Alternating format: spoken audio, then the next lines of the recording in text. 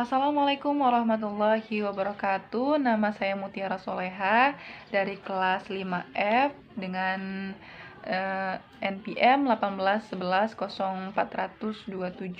Di sini saya akan menjelaskan tentang hasil buku yang telah saya rangkum yang berjudul How to Teach dengan autor Jeremy Hermer, berjumlah 13 chapter atau 13 bab dan 212 halaman. Nah, di bab pertama di sini berjudul bagaimana cara menjadi guru yang baik. Yang selanjutnya dijelaskan apa yang membuat seorang guru baik. Nah, seorang guru harus membuat pelajaran menjadi menarik. Nah, seorang guru juga harus menyukai pekerjaannya. Lalu yang selanjutnya, bagaimana sebaiknya cara guru berbicara dengan siswa? Meskipun para guru dan siswa itu tidak sama dengan orang tua dan anak-anaknya, guru harus tahu bagaimana menyampaikan sesuatu kepada siswanya. Guru mengandalkan gaya penyampaian bahasa yang mereka miliki dan melihat kembali apakah siswa mereka paham dengan yang mereka sampaikan. Lalu yang selanjutnya, bagaimana seharusnya guru memberikan instruksi kepada siswanya. Nah, ketika guru memberikan petunjuk atau instruksi, penting bagi mereka untuk memastikan bahwa siswa telah memahami apa yang diinstruksikan untuk mereka lakukan. Ini dapat dicapai dengan meminta seorang siswa untuk menjelaskan kegiatan setelah guru memberikan petunjuk atau instruksi kepada siswa tersebut. Nah, yang selanjutnya, siapa yang harus berbicara di dalam kelas? Nah, membuat siswa menggunakan bahasa yang sedang mereka pelajari adalah bagian penting dari pekerjaan guru yang mengajar bahasa. Siswa adalah orang yang membutuhkan praktek dari gurunya. Dengan kata lain, guru juga harus membiasakan berbicara dengan bahasa yang dipelajari sehingga siswa juga akan mengikuti langkah dari gurunya tersebut. Di sini kita masuk ke bab 2, bagaimana menjadi murid yang baik. Nah, mengapa di sini ada penjelasan mengenai mengapa susah menjelaskan seperti apa murid yang baik. Nah, jawabannya karena setiap siswa membawa kepribadian unik yang mereka miliki masing-masing ke dalam kelas.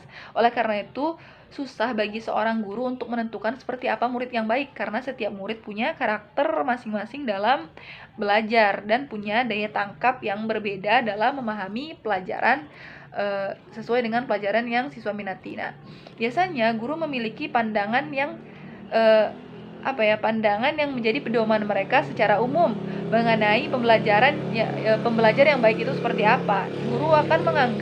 Biasanya guru akan menganggap siswa yang baik adalah yang selalu melakukan pekerjaan rumah dan mengikuti instruksi-instruksi, patuh terhadap instruksi-instruksi dari gurunya. Nah, yang selanjutnya, seberapa penting motivasi dari siswa tersebut. Nah, motivasi siswa untuk belajar dapat datang dari banyak sebab. Barangkali siswa itu termotivasi belajar dikarenakan mereka mempunyai alasan-alasan yang lain. Contohnya, mereka mungkin memiliki alasan untuk menyukai belajar bahasa Inggris atau menyukai pelajaran bahasa Inggris karena mereka ingin dapat menonton film Amerika atau bekerja dengan orang Inggris dan contoh-contoh lainnya.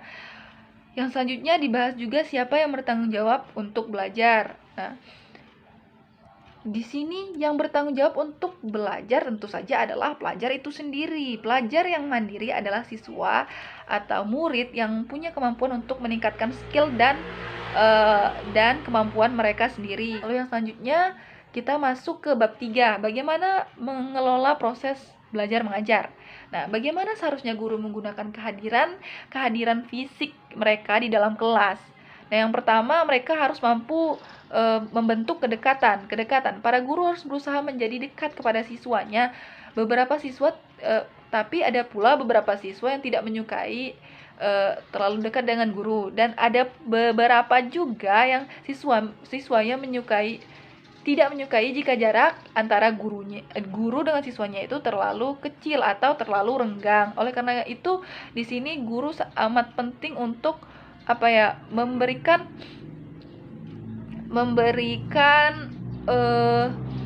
kedekatan kepada murid-muridnya seperti itu. Lalu untuk yang selanjutnya menentukan seberapa dekat hendaknya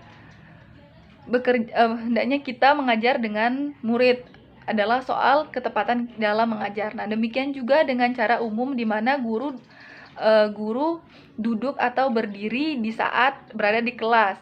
Banyak guru menciptakan suasana yang sangat ramah dengan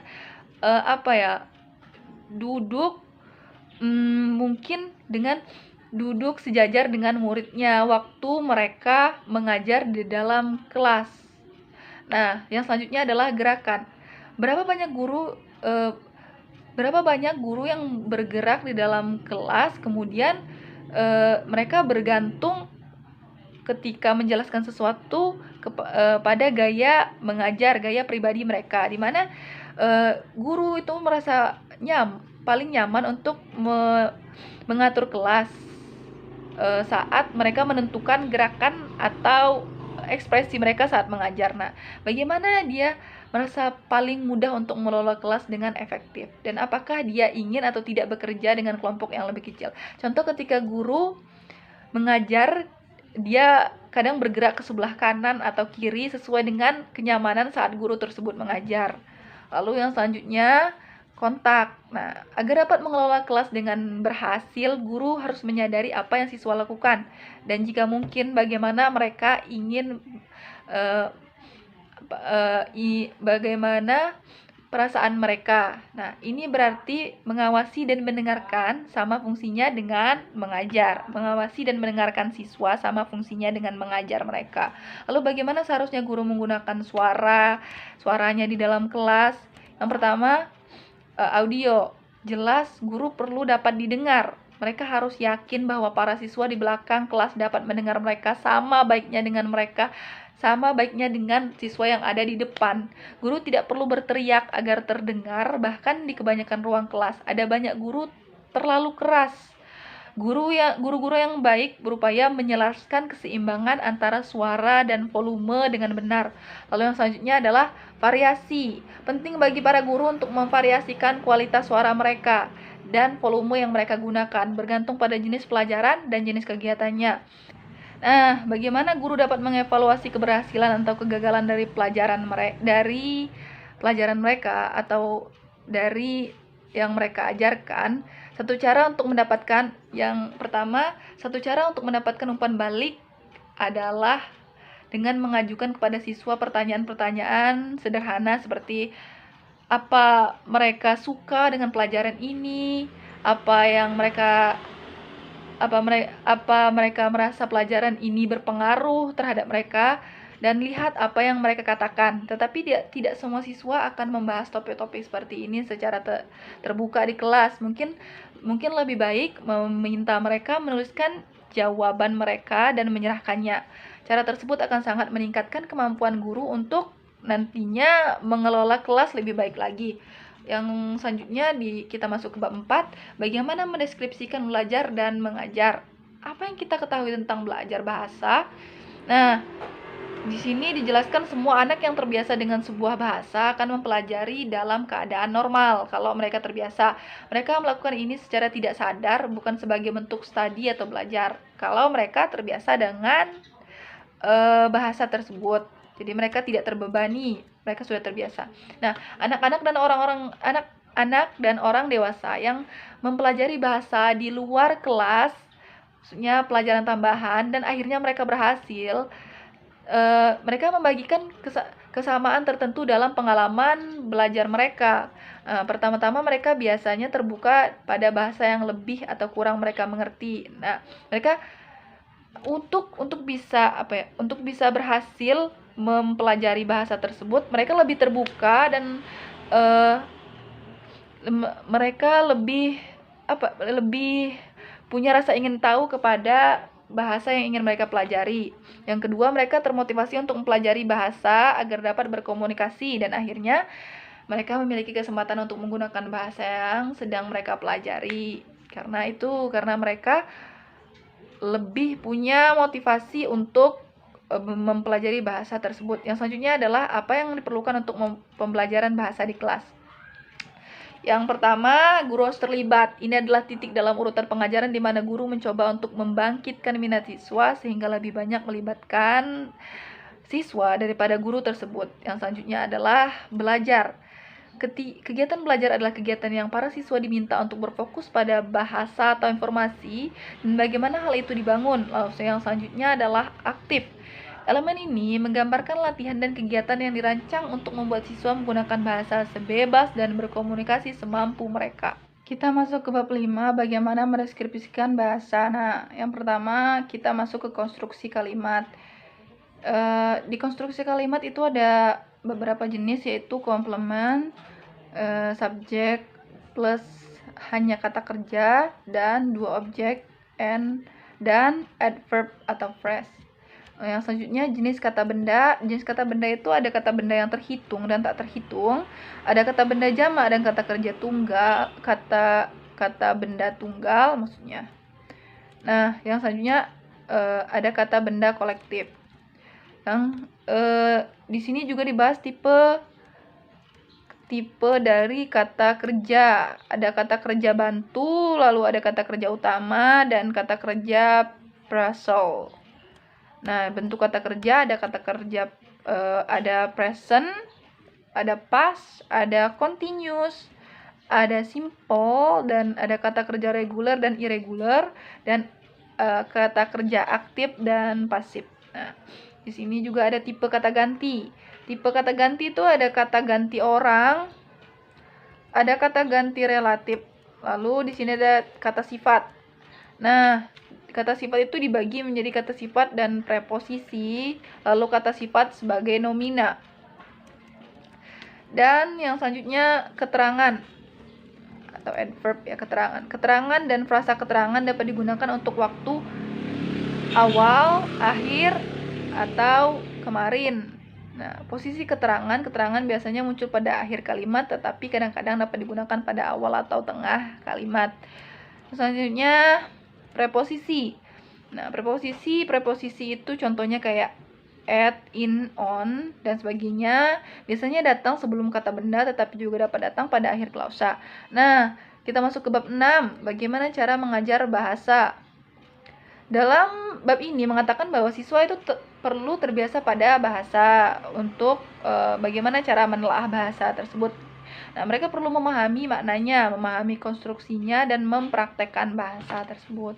Nah, siswa dapat terbiasa pada bahasa oleh guru yang mengajarnya dengan cara mendengarkan atau melihat saat pengajaran, seperti contohnya dengan mendengarkan kaset, dengan membaca teks, dan lain-lain. Dalam setiap kasus, siswa diberi kesempatan untuk melihat atau mendengar bahasanya sebelum mereka diminta untuk memahaminya sendiri. Nah, cara untuk memastikan bahwa siswanya memahami arti kata dan tata bahasa dengan cara guru bisa menunjukkan benda, gambar, dan media lain. Mereka dapat menggunakan pantomim, gerakan, dan ekspresi, dan lain-lain untuk memastikan siswa memahami konsep. Nah, guru juga dapat membantu siswa memahami penyusunan kata dan kalimat. Guru juga dapat menyuruh siswa untuk mempraktikkan bahasa yang mereka telah telaah tadi. Lalu yang selanjutnya masuk ke bab 7, bagaimana cara mengajar dari reading. Di sini mengajar reading atau mengajar membaca. Di sini bab ini membahas alasan untuk menggunakan teks membaca di kelas yang berfungsi sebagai model untuk penulisan di masa yang akan datang, sebagai kesempatan untuk belajar bahasa, dan tentu saja untuk berlatih dalam keterampilan membaca.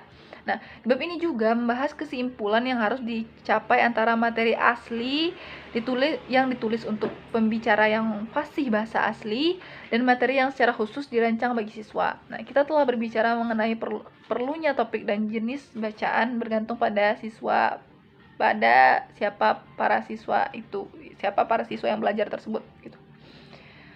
Siswa juga perlu mengetahui bagaimana cara mereka membaca untuk berbagai tujuan, membaca untuk kesenangan, dan membaca untuk pemahaman yang mendetail. Selanjutnya bab 8, bagaimana cara mengajar writing. Nah, dalam bab ini membahas alasan untuk mengajar writing. Ada beberapa alasan mengapa harus mengajar writing, yakni yang pertama penguatan bahasa pembelajaran. pengembangan bahasa siswa melalui kegiatan menulis sesuai dari kegiatan menulis untuk beberapa gaya pembelajaran dan penting menulis sebagai keterampilan dalam diri siswa. Secara umum, siswa hendaknya praktik menulis kartu pos, surat, bentuk narasi, laporan, atau artikel. Nah, meskipun tulisan tangan adalah masalah gaya menulis, maksudnya di sini meskipun tulisan tangan itu susah dipahami karena berbeda-beda gaya menulisnya, guru hendaknya mengharapkan siswa itu menulis dengan jelas, secara jelas. Yang selanjutnya, how to teach speaking, bagaimana cara mengajar speaking. Nah, secara umum, kalau di bab ini dibahas cara mengajar berbicara. Nah, di sini poin kita, cara mengajar berbicara. Menyatakan mengapa guru harus mendorong siswa untuk melakukan tugas berbicara. Bab ini menyatakan mengapa guru harus mendorong siswa untuk melakukan tugas berbicara dengan fokus pada jenis kegiatan berbicara itu sendiri. Nah, contohnya dengan latihan berbicara seperti diskusi dengan meminta mereka mengambil bagian diskusi tersebut. Itu adalah cara mendorong siswa untuk merasakan atau memposisikan apa yang sebenarnya terasa dalam komunikasi bahasa asing. Alasan selanjutnya mengapa guru harus mendorong siswa melakukan tugas berbicara adalah untuk mendapatkan umpan balik. Para guru dapat melihat seberapa baik dan meningkatnya siswa dalam berbicara dan masalah apa yang mereka rasakan dalam berlatih berbicara setelah memberikan latihan berbicara tersebut kepada mereka. Jadi fungsinya latihan berbicara itu menjadi salah satu umpan balik guru untuk melihat apakah siswa itu meningkat dalam kemampuan berbicaranya. Lalu yang selanjutnya, alasan untuk mendorong siswa melakukan kegiatan latihan berbicara yang terakhir adalah mengharapkan keterlibatan tidak hanya peran guru, tetapi juga partisipasi siswa dalam kegiatan berlatih berbicara ini. Nah, menurut bab ini juga, jenis kegiatan berbicara yang harus diekspos kepada siswa harus memperhatikan latihan aktif atau langsung berlatih, bukan latihan yang hanya memiliki fungsi belajar. Jadi di sini latihan speaking itu dia lebih kepada latihan berbicara itu dia lebih kepada berlatih aktif dan berlatih secara langsung praktek. Dengan kata lain, para siswa menggunakan latihan berbicara untuk melakukan semacam tugas lisan. Nah, satu keuntungan dari kegiatan berbicara adalah bahwa kegiatan itu bisa sangat bervariasi dan interaktif. Nah, kegiatan berbicara itu bisa sangat bervariasi dan interaktif. Ada beberapa macam kegiatan dari berbicara itu, contohnya misalnya kegiatan seperti bermain peran, kegiatan bercerita, diskusi, dan pemecahan masalah. Nah, secara umum kegiatan berbicara memiliki beberapa ciri umum, misalnya dapat digunakan untuk bertanya dan memberi informasi. Dan terakhir pada kegiatan yang menggunakan bahasa fasih spontan seperti dalam diskusi. Diskusi sangat membantu dalam meningkatkan kemampuan berbicara karena orang mengumpulkan pemikiran mereka sebelum memulai berbicara. Yang selanjutnya kita masuk ke bab 10, bagaimana cara mengajar listening, cara mengajar mendengarkan listening. Nah, dalam bab ini membahas alasan untuk mengajar listening di dalam kelas. Dalam bab ini mengatakan bahwa kebutuhan dan tingkat minat siswa akan menentukan bahan yang akan didengarkan oleh siswa dan materi pengajaran yang akan guru gunakan. Nah, ada 6 asas dalam listening, yaitu perekam sama pentingnya dengan rekaman, persiapan itu penting, mendengar sekali itu tidak akan cukup. Siswa hendaknya diimbau untuk menanggapi konteks mendengarkan, bukan hanya bahasa yang jelas. Mendengarkan menuntut tugas-tugas yang berbeda. Guru yang baik memanfaatkan listening dalam teks secara lengkap. Nah, bab 11, bagaimana menggunakan buku teks. Dalam bab ini kita mengetahui beberapa informasi tentang buku teks dengan 4 pilihan berbeda untuk penggunaan buku teks. Nah, ketika untuk suatu alasan guru memutuskan bahwa pelajaran di buku pelajaran tersebut tidak sesuai untuk kelas, maka pilihannya menurut Neville Grant adalah tidak ada pilihan selain tetap menggunakan buku tersebut atau buku tersebut diganti, dan bisa juga mencoba untuk beradaptasi dengan buku tersebut. Nah, penggunaan buku pelajaran adalah salah satu keterampilan utama seorang guru. Dalam bab ini juga Membahas kritik-kritik yang sering diarahkan para guru pelajaran, bahwa buku-buku pelajaran itu membosankan, tidak pantas, tidak bervariasi. Tetapi di sini dijelaskan juga bahwasanya kelebihan buku pelajaran itu berupa kejelasan dalam sebuah pelajaran, kemajuan dan lain-lain. Seringkali kelebihan dari buku pelajaran itu seringkali lebih besar daripada kerugiannya. Justru karena kita menemukan beberapa kelemahan daripada buku pelajaran tersebut, maka guru perlu menggunakannya secara kreatif. Guru juga hendaknya memilih buku teks dan mengidentifikasi menurut 9 unsur yang perlu mereka pikirkan, yakni harga buku, ketersediaan buku, tata letak atau desainnya, metodologi, keterampilannya, silabus, topik, stereotip, dan penuntun guru. Sebelum memilih buku tersebut dengan mengidentifikasi 9 unsur di atas, disarankan agar guru hendaknya menyelidiki kesesuaian dengan unsur-unsur ini melalui analisis, uji coba, konsultasi, dan pengumpulan pendapat dari siswa. Kita masuk ke bab 12, bagaimana merencanakan pembelajaran. Bab ini kita membahas tujuan dari perencanaan pembelajaran, yakni membantu untuk memfokuskan pikiran kita dan fungsi untuk memiliki konsep atau sesuatu untuk menjadi rujukan di tengah-tengah kelas. Ini memperlihatkan kepada para siswa bahwa kita profesional dan bahwa kita peduli terhadap mereka. Apapun bentuk rencana kita dalam pembelajaran, hendaknya kita ketahui dan pikirkan terlebih dahulu siapa yang akan belajar atau yang diajar, apa yang akan mereka pelajari atau diajarkan, dan bagaimana mereka akan melakukan dan dengan apa nantinya mereka akan belajar. Nah, ada beberapa pertanyaan penting yang perlu dipertimbangkan oleh para guru sebelum mereka mulai merencanakan sebuah kegiatan, yakni mengapa Anda ingin melakukannya, apa yang akan tercapai setelah pembelajaran tersebut, berapa lama waktu yang akan dibutuhkan, apa yang mungkin salah dari pembelajaran tersebut, apa yang akan Anda butuhkan untuk melakukannya, apa yang akan cocok dengan apa yang terjadi nanti sebelum dan sesudah pembelajaran. Lalu kita masuk kepada bab terakhir, bab 13. Nah, di sini judulnya bagaimana jika. Nah, dalam bab bagaimana jika ini, dalam bab ini berbicara tentang masalah mengajar kelas yang punya kemampuan campuran murid-muridnya. Nah, jadi di kelas ini disarankan materi yang berbeda dan tugas yang berbeda, dan mengabaikan masalah dari murid yang punya kemampuan campuran tersebut, dan menjadikan murid itu menjadi siswa yang mandiri dan dapat memecahkan masalah dari mereka sendiri.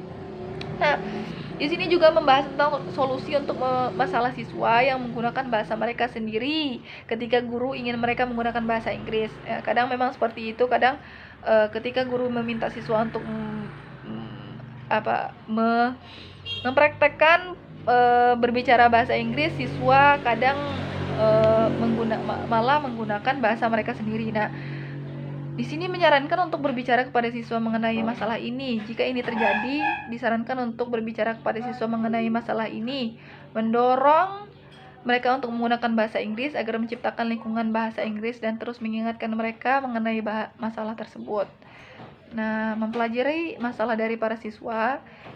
Di sini juga dipelajari masalah dari para siswa yang tidak mau bekerja sama, menunjukkan bahwa di mana ada kesulitan, kita dapat berbicara dengan individu, menulis kepada individu, menggunakan kegiatan, meminta bantuan, dan mendapat kesepakatan dalam kontrak belajar bahasa. Guru di sini